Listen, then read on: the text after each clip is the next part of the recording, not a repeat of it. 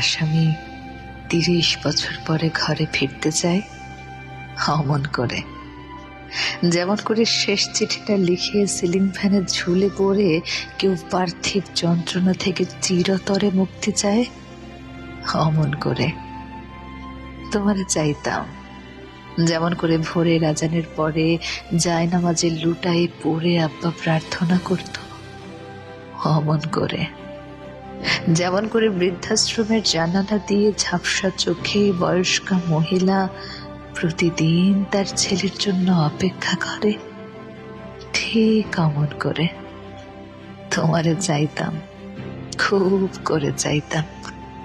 তারপর জানলাম মানুষ নামের অসহায় জীব কেবল চাইতেই পারে, সেই চাওয়াতে করুণাময়ের করুণার পাথর গলে না, নিয়তির স্ক্রিপ্টের একটা দাঁড়ি কমারও নড়চড় হয় না। তবুও তোমারে চাইতাম, সেই চাওয়াটুকু তোমারে পাওয়ার চাইতেও বেশি সুন্দর, বেশি সুন্দর।